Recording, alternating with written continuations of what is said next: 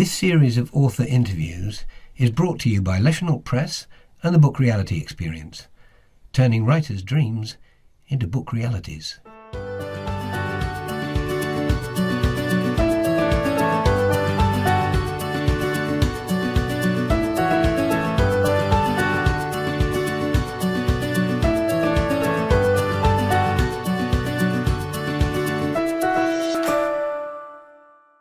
Hi everybody, and welcome to another episode of Book Realities, our series of interviews with authors, and today we're joined by Tricia Trevaskis, author of The Wildcards, a sports fiction novel. Hi Tricia, thanks for joining us. How are you? Hello Ian, I'm very well, thank you. Good stuff. So for people that don't know about Tricia Trevaskis, who are you and where have you come from and how did you end up writing a book? Well, grew up in Geelong, but I live in Bunbury now. I've moved around quite a bit, but we've actually been in Bunbury 20 years now. So Bunbury in Western Australia. And the book was a long thing in progress. I started it 30 years ago when I was sick for a bit, and it sat until quite recently. So that was the thing, that your manuscript had sat in a drawer, basically. But then you came along to another author's book launch and inspiration took you and you decided to pick it up out of the drawer and start again. That's exactly right. I'd actually had just started, say a month or so before, transcribing this manuscript on digitally because it was still on floppy disks, so that was useless. And I knew I wanted to totally rewrite it. 30 years later gives you a very different perspective on something like that. And yes, it was just fortuitous that Rob Littlewood had his book opening, his book launch, and I realised I discovered all about book reality, and it was just the perfect timing for me. When you say about perfect timing, you then took off around Australia just after that book launch and had told me that you were going to work on your manuscript whilst you were around and about. And for the people that don't know Australia very well, when I say tootling about Australia, you were about as far from me as you could get. You were 3,500 kilometres on the top right end of Australia in a camper van or an RV. No, we just drove around in our four-wheel drive. And we stayed at campgrounds in little cabins and little places like that. We had a tent for emergencies, but we never ever used it. So I was writing in some magnificent places, actually. The first stop was Monkey Mia, where I was literally looking out the window at pods of dolphins swimming past, and I'm writing away. So it was lovely. It was fantastic to get the updates from you, and depending on where you were, so the emails would come through. And then of course we'd engaged an editor for you who it turned out that you actually met while you were on your travels over in Brisbane. So that must have been quite interesting after working for her or with her for such a while. Oh, it was. It was very special to be able to meet her because I had no idea what editors did until I started going through this process with Alex, and she was fabulous. She was very supportive. So it was wonderful to meet her in person and rather than exchanging emails, have a good chat about different aspects. So that was Alex Kwan, who also Yes. during the midst of editing your book, I think delivered another child to her Yes. ever-growing tribe. So I was very impressed between the two of you doing all of the things that you were doing and still producing a book, which was no mean feat. Yes, no, it was lovely. It was a lovely meeting. Looking out over the ocean in Brisbane, just north of Brisbane, actually.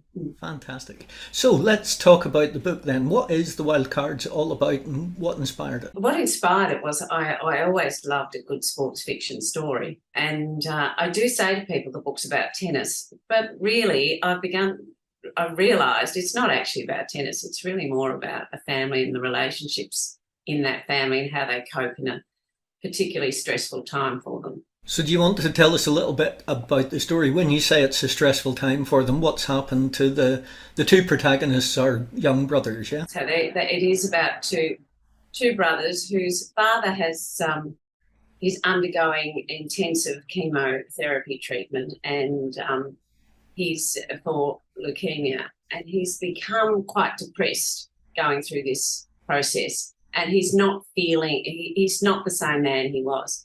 And the mother comes to a realisation that this is not the father she wants the boys to see.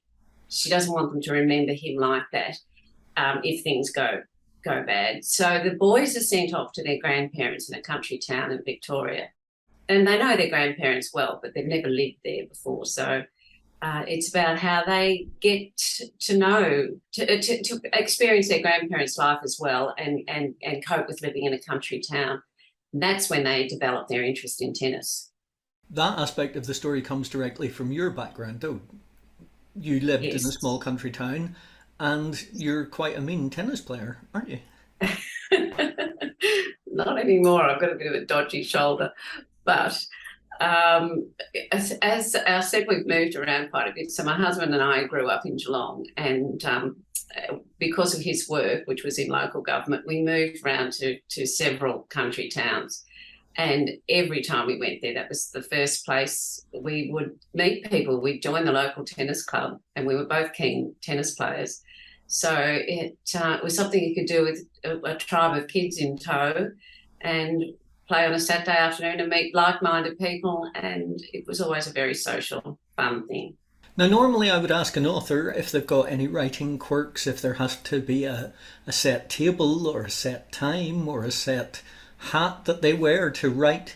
But obviously you were writing the book as you went all around Australia, or revamping the book. But what about 30 years ago when you wrote the first draft of the manuscript? When I wrote that, word processors were just becoming in vogue. And if you're going to keep up with the times, you had to work out how to use these wonderful things, these word processors. And that's actually was one of the motivations as well, because I was wheelchair bound actually at the time for 12 weeks. And I had little children, but two had gone to school. Another little one was off at daycare, quite unheard of in those days. So I had this time on my hands. So, yeah, I sat down and with the two ideas of why don't I write something and at the same time work out this new age word processing skill. Which you obviously mastered, because the format of your document that you sent through to me was terrific when we finally got to it. So that's good. That's good. And after finishing the book, you obviously came straight directly to us. You didn't plan to go to any of the big traditional publishers because of the experience that you'd seen from a previous author, Rob Littlewood. I had actually 30 years ago, when I had finished it, I did send off these two massive manuscripts, which made up the one book. And I did get feedback eventually. But, I just kind of felt daunted by the whole process. The whole idea of getting an agent and having somebody to spruik my book for me, it was just too daunting. Whereas this was a way I could see a quality product come from my writing. And I was particularly thrilled to realise it would have everything that any other book would have. It would have its ISB, and it would be in libraries, major libraries in Australia and things like that. So, yeah, it was what I wanted. And the time factor is an awful lot shorter than traditional. But Yes. You're right that you get everything. You get a publication that's got a cover that's professionally designed by professional Yes. graphic artists. You have editors, the like of Alex, who are professional editors. So yes, it's the beauty of using a very small independent press is getting things done probably a year or two faster. And the end result, my book's in the background obviously, but the end result it's beautiful. It's a beautiful book. I'm really happy with the standard of the print and the cover and the quality of the paper. And people comment on that. They say to me, "Oh, it's really nice. It feels great to read." So, yeah. So Good work. It was great to end up with something as good as that. And having ended up with the first one, what's next? Is there a second one coming? Yes, there is a second one coming. It's about a third of the way through. I probably need a trip around Australia to write a bit more, because my writing's a bit haphazard at the moment. Retirement can be a very busy life, but so it's happening, but it's nothing to do with sport. and it's about, obviously I've taught, I think I've mentioned that I was a teacher for many years, and it always struck me when I was teaching that it was just not a level playing field. The kids come with, some kids have so many advantages in life and some kids don't have the same set of advantages. So this story's more about a child that a teacher taught, and then 10 years later she meets this child as an adult.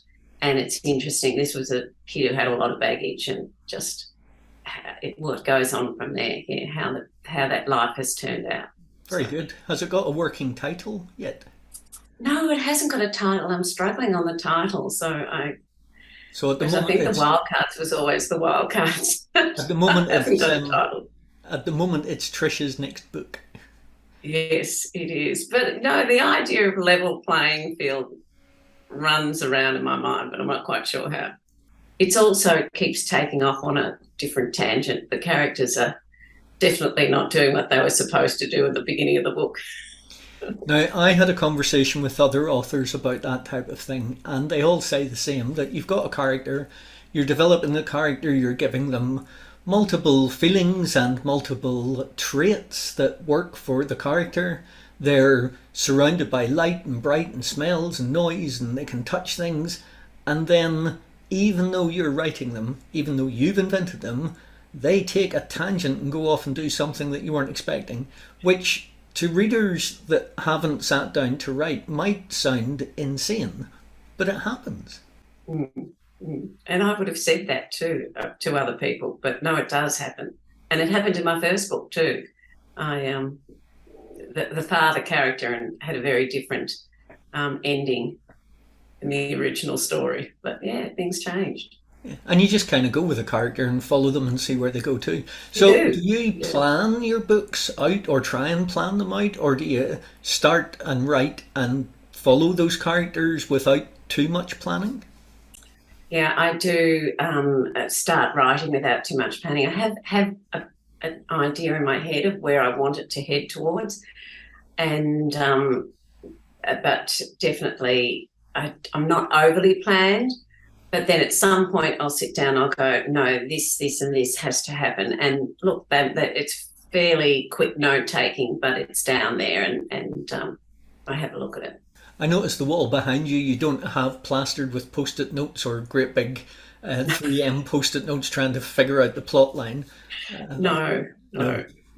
Mind you, I could do with that probably, but I feel like I just want to get it written, and then I think I know so much more about the editing process this time. That's when the finer details will work themselves out.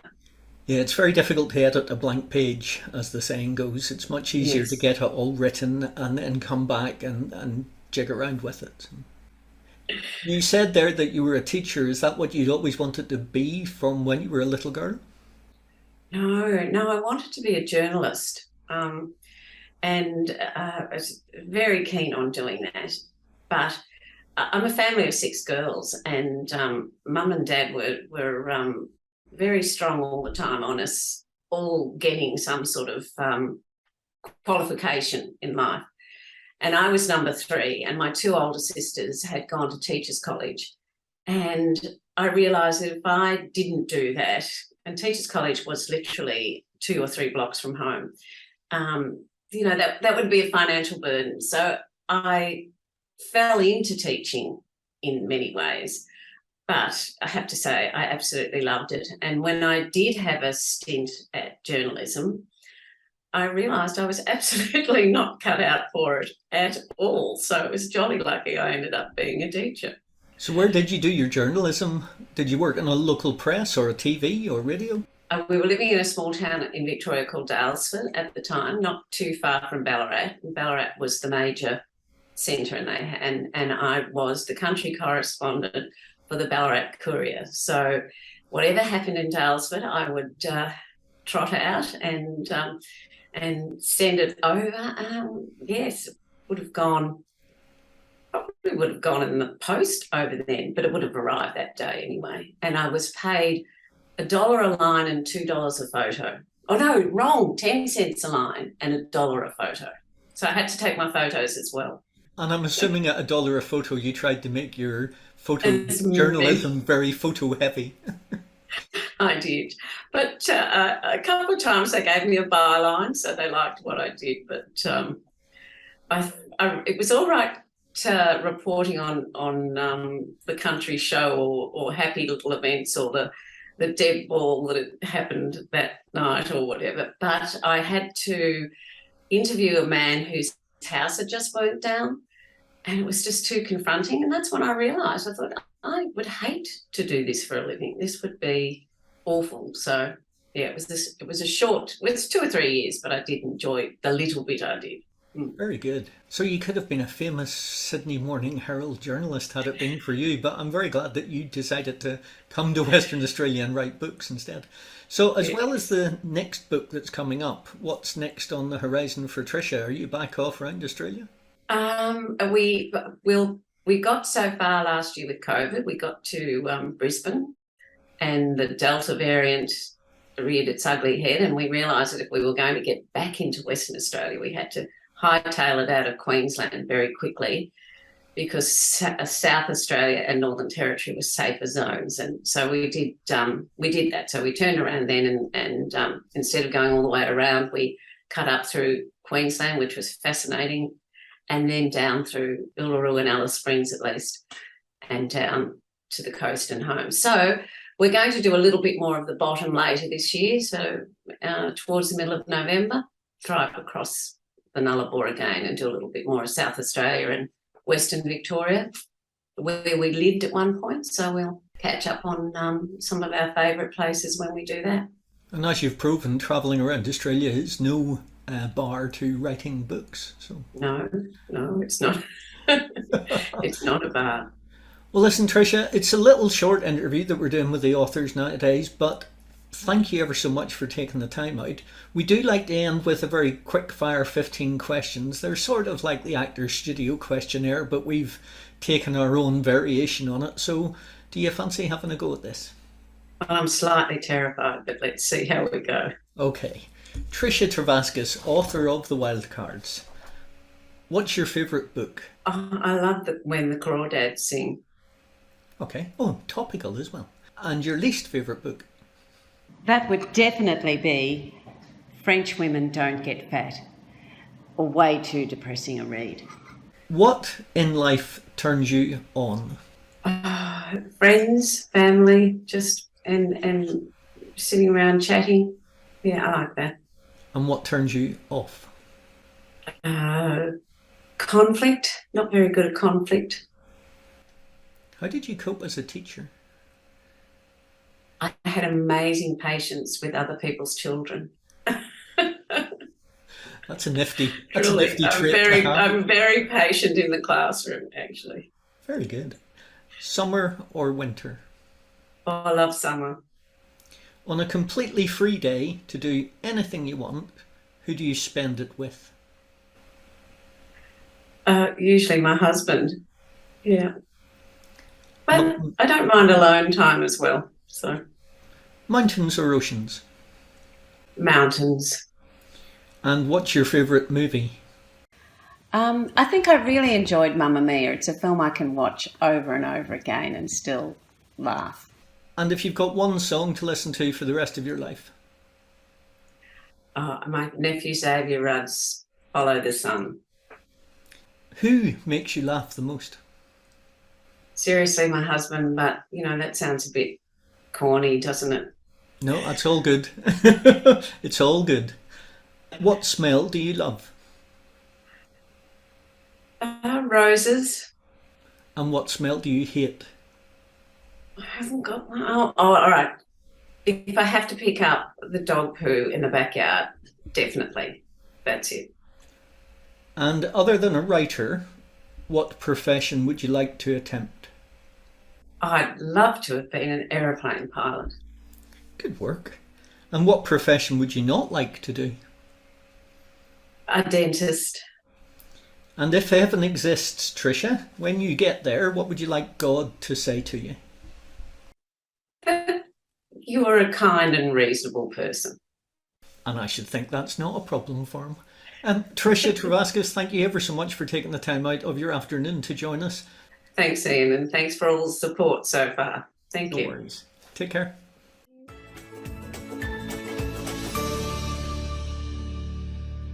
Hi, thank you for watching this video. If you enjoyed it, please give it a like and subscribe to our channel for more readings and author interviews. And don't forget to hit that bell to get notified every time we post new content.